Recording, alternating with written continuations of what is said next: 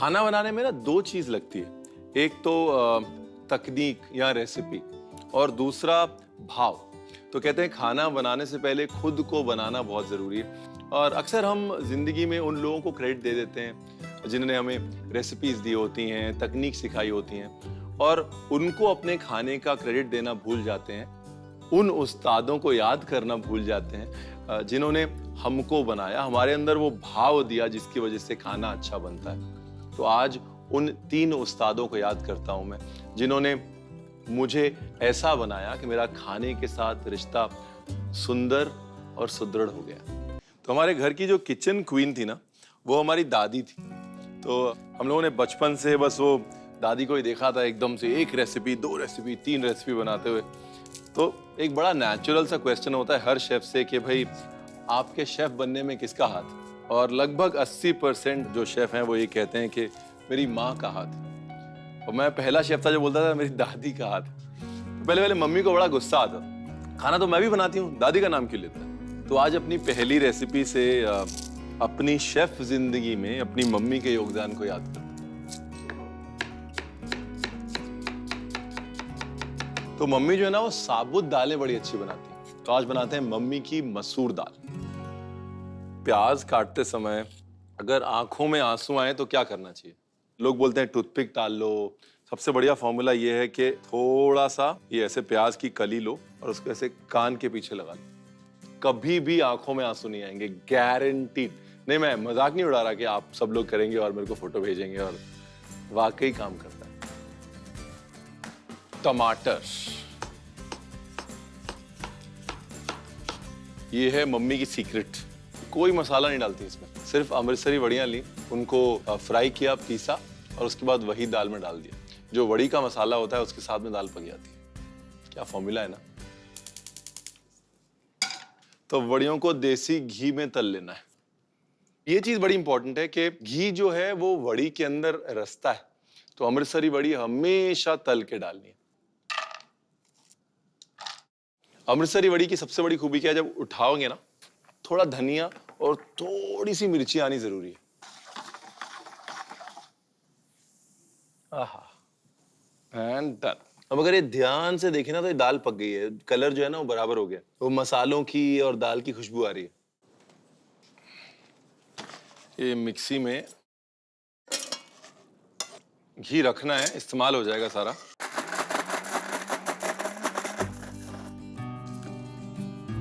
इसका जो रंग बड़ा इंपॉर्टेंट है। यूकुक सीबो X1 प्रेशर कुकर, 5 लीटर का कुकर मेरे पास पड़ा है। इसमें सारा घी, मसूर की दाल और वड़ी का मिक्सचर। अंदाजन जितनी दाल उसका 1/3 वड़ी पाउडर। अच्छा, वड़ियों में नमक होता है, इसके लिए नमक देख लें और उसके बाद डालें।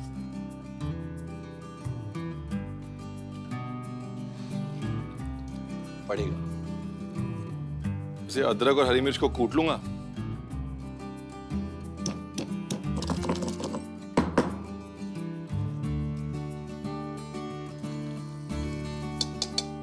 और ये कुकर बंद।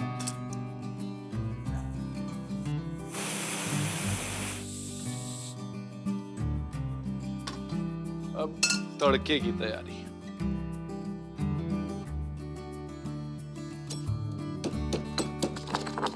थोड़ा नमक इसको बारीक पीसने के लिए। तो ये समझ लीजिए कि अगर 1 कप दाल ली है ना, तो उसके अंदर अदरक का 1 इंच का टुकड़ा, 6 छोटी कली लहसुन, देसी घी,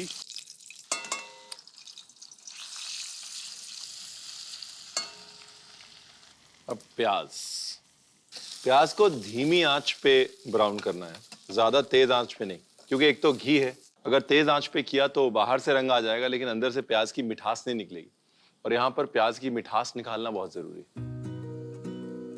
बस थोड़ी हल्दी, थोड़ी लाल मिर्च, मसाले के नाम पे बस यही। आहा, क्या रंग आया नहीं। तो हमारी माता जी जब बंबई आई तो उनको सिर्फ 2 चीजों की फिक्र थी, एक तो मंदिर किधर है और दूसरा चक्की किधर है, मसाले और आटे पिसवाने के लिए।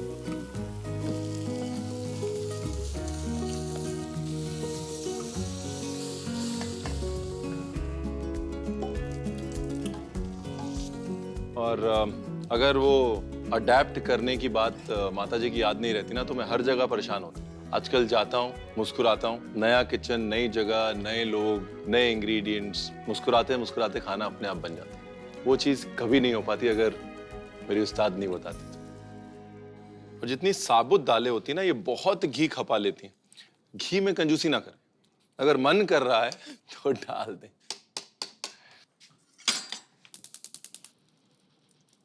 थोड़ा दरड़ा धनिया और आधा चम्मच सौंफ। तो ये समझ लीजिए कि जैसे ये 1.5 कप दाल है, तो 1.5 कप दाल में अंदाजन इतना, मतलब 1 चम्मच।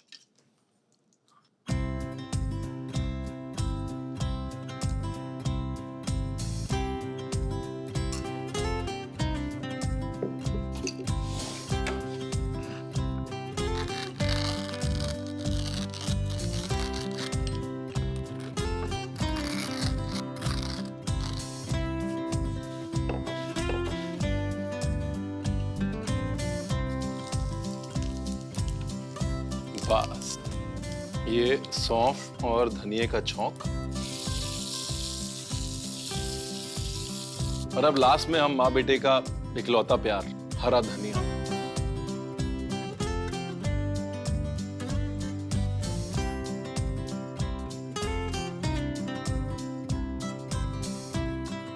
अगर थोड़ा बहुत कुछ कम ज्यादा है तो कोई फर्क नहीं पड़ता, लेकिन उससे पहले एक बार देख तो लीजिए बनी कैसे थी।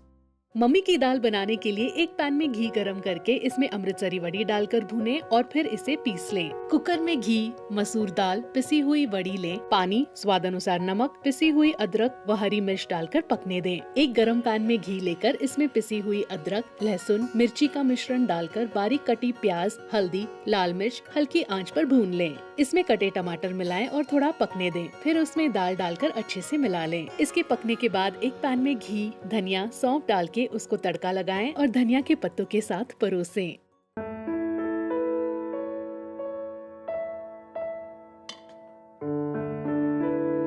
तो अगला जो उस्ताद है मेरा, उसने मेरे को मेरी जिंदगी के उस समय सहारा दिया जब शायद मैं अपनी जिंदगी के सबसे निचले पड़ाव में था। अमेरिका में मेरा रेस्टोरेंट बंद हो चुका था और लगभग 11 करोड़ रुपए का कर्ज था मेरे ऊपर। तब ना सर पे 13 दिन ऐसे थे जब मैं सड़क पे रहा। मेरे एक दोस्त थे शिंगारा सिंह, उनको कहीं से पता चला कि रणवीर का जो है बुरा वक्त चल रहा है, तो वो आए, उन्होंने उठाया मेरे को और अपने घर ले गए। और घर ले जाके उन्होंने मेरे को अपने घर पे 6 महीने रखा और अपने रेस्टोरेंट में बराबर का दर्जा दिया। उनके रेस्टोरेंट में 2 मेन्यू चलते थे, एक उनका और एक मेरा, और वहां से मेरी जिंदगी एक बार फिर से उठी। वो थे मेरी जिंदगी के दूसरे उस्ताद जिनके बारे में बात बहुत कम करता हूँ, और उनकी फेवरेट डिश है छोले पालक का पुलाव। वो बनाते हैं।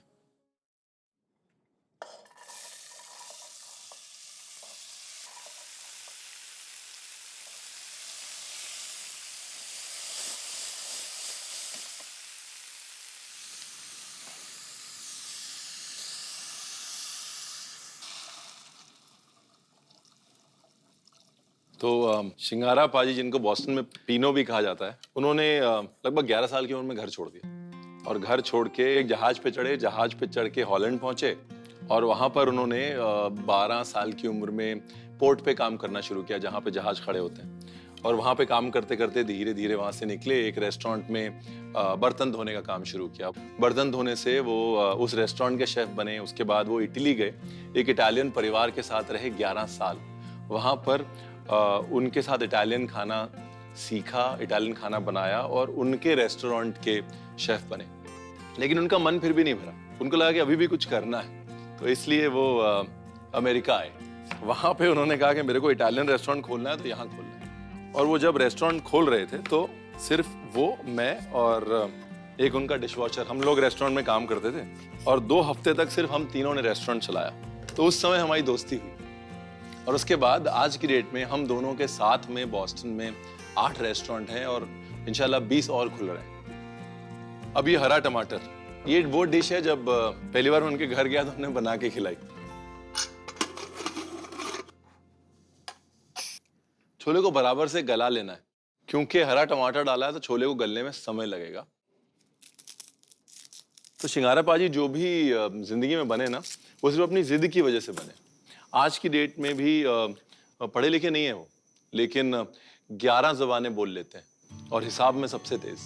तो उनसे मैंने ये सीखा कि जो जिंदगी में जिद बहुत जरूरी है। जब तक जिद नहीं होती ना, तो इंसान वापस ऊपर उठ के नहीं आ सकता। और वो स्वभाव जो है ना, वो खाना बनाने में भी चाहिए। हर बार पहली बार में डिश सही नहीं बनेगी, लेकिन एक जिद होनी चाहिए कि इसको मैं बनाऊंगा और वैसा ही बनाऊंगा जैसा मैं बनाना चाहता हूँ या बनाना चाहती हूँ।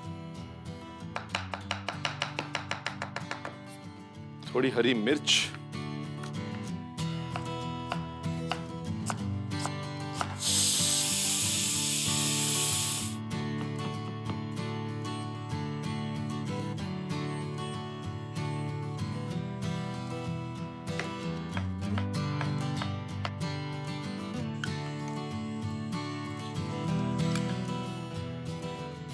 इस रेसिपी में पड़ेगा जीरा, जो मैंने बिग बाजार से लिया। 2 चुटकी जीरा बस।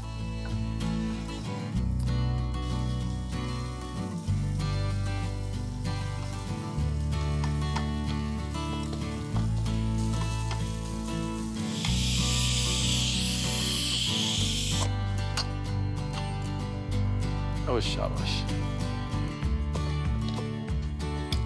ये टमाटर भी गल गया और चना भी।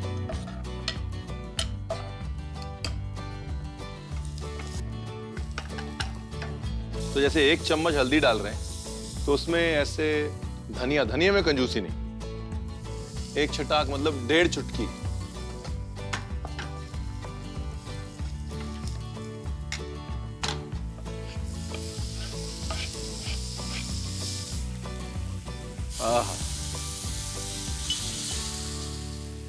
अब इसमें थोड़े छोले और टमाटर मैं डाल रहा हूं बस। अब ये सारे के सारे चने, हरे टमाटर जो है, ये बिल्कुल घोट देने हैं इसके अंदर। चने का पानी, बस। अभी एक किस्म का मसाला तैयार हो गया, 80% काम हो गया। अब इसमें पालक का पेस्ट। अभी जो हल्के से चने पीस के डालने का राज है ना, वो ये है कि अगर चने डाल दिए तो पालक जल्दी काला नहीं होता।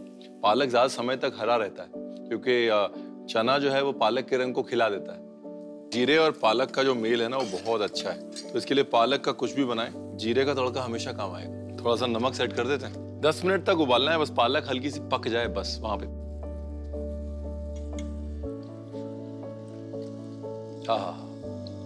शिंगारे बाजी बड़े खुश होते, आप बड़े खुश होते अगर ये टेस्ट कर रहे होते। ये जो साग चना बनाया हुआ है, इसको फटाफट से चावल में टॉस करके पुलाव बना देना।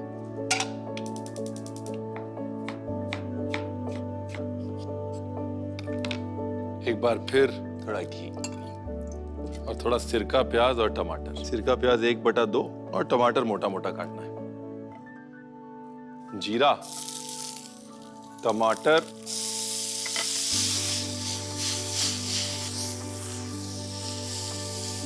हल्की सी कसूरी मेथी। ये बड़ी जरूरी है। कल मैंने फोन किया शिंगारे बाजी को, तो उन्होंने बोला कसूरी मेथी जरूर डाल देना। चावल और साग चना। नाइस। बस इसको ढक्कन लगा के थोड़ी देर के लिए दम दे देता हूं। डन। बस इतना दम देना है कि चावल जो है वो बराबर से जायका खींच ले। एक खटास के लिए ना सिरका प्याज डालना बहुत जरूरी है, और फिर भी अगर खटास कम लगे तो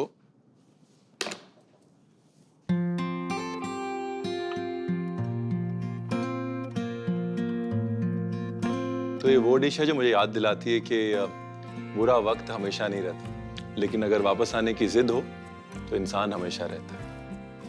आप देख तो लीजिए कैसे बनी थी। छोले पालक पुलाव बनाने के लिए पैन में घी गरम करके इसमें जीरा, भीगे हुए चने, नमक और पानी डालकर इसे पकने दें। इसमें हरे टमाटर, छोले गलने तक पकाएं। अब एक पैन में घी गरम करके इसमें जीरा, बारीक कटी अदरक, प्याज, हल्दी, धनिया, लाल मिर्च डालकर हल्का भूरा होने दें। इसमें कटा टमाटर मिलाकर नरम होने तक पकने दें। कुकर से थोड़ा रसा, हरे टमाटर और छोले डालकर बिल्कुल घोट लें। इसमें पालक का पिसा मिश्रण और छोले मिलाएं, घी डालें और अच्छे से चलाएं। एक पैन में चम्मच भर घी गरम करके सिरका, प्याज, मोटा कटा टमाटर, थोड़ी कसूरी मेथी डालकर इसे चलाएं और इसमें पके हुए चावल मिला लें। पका हुआ पालक छोले का मिश्रण डालें और इसे बंद करके कुछ देर पकने दें। इस पर सिरका प्याज डालकर परोसें। तो आज का तीसरा उस्ताद, जो कि इंसान नहीं बल्कि शहर है, उसका जवाब छुपा है इस मच्छी में, इलिश, जो सिर्फ और सिर्फ कलकत्ता को दर्शाती।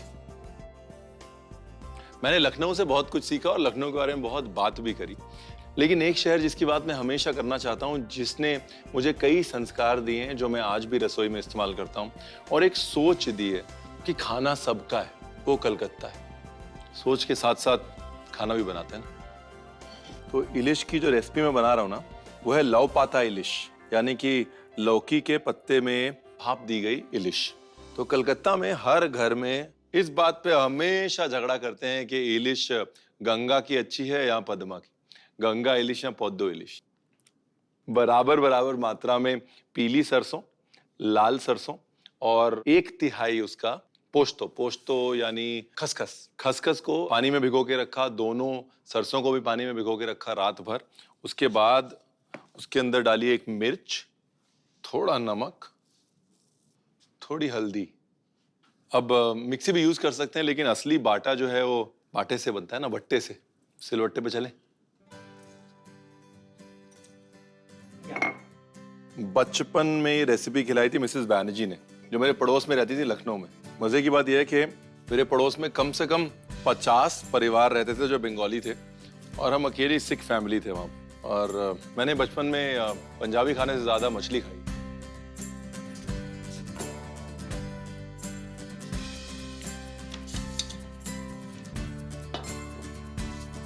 तो बांग्ला में लाऊ यानी लौकी, तो ये लौकी का पत्ता। इसको आधा घंटा नमक के पानी में भिगो के छोड़ना है। उसके 2 कारण, एक तो नरम हो जाता है, दूसरा कई बार थोड़े बहुत छोटे मोटे कीड़े लगे रह जाते हैं पत्ते में। कीड़े छूट जाएंगे, पत्ता एकदम साफ हो जाएगा। अभी माछ, और माछ पे नमक, आधी हरी मिर्च डालती थी, और दूसरा आम के अचार का तेल। ये आधी हरी मिर्च, अब ऐसे पत्ते के ऊपर पत्ता बिछाया ऐसे। ये ओवरलैप होना बहुत जरूरी। इलिश, काचो लौंगा, हरी मिर्च और वो आम के अचार का तेल। जैसे पत्ते को सिर्फ इकट्ठा भर करना है, बहुत ज्यादा बारीकी वाला काम नहीं करना। अब एक धागे से मोटा मोटी इसको बांध देते हैं, क्योंकि बाद में जब पत्ता पकेगा तो अपने आप गल जाएगा और बराबर मछली की शेप में ढल जाएगा। ईस्ट बंगाल में लौ पाता इलिश बना के उसको झोल के अंदर डाल देते हैं। तो इसको स्टीमर में, अब इस स्टीमर में क्योंकि बहुत सटी हुई है मच्छी, साथ साथ लगी हुई है, तो 12 से 14 मिनट। अगर दूर दूर है और भाप ज्यादा बढ़िया बन रही है तो 10 मिनट भी हो जाती है। सुंदर प्लेट है ना।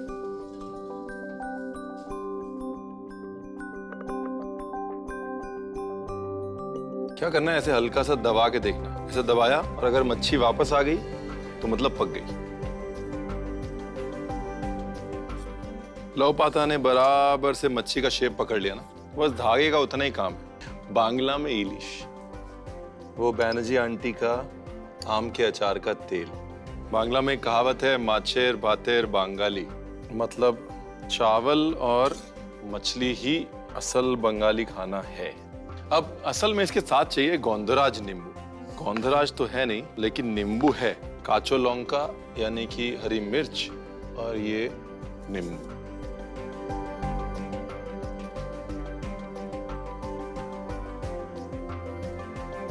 तो ये रेसिपी उस शहर के लिए जो मेरा उस्ताद है, क्योंकि उसने मुझे सिखाया कि खाना सबका है, सिर्फ एक सपना चाहिए। झटपट देख लें एक बार कैसे बना।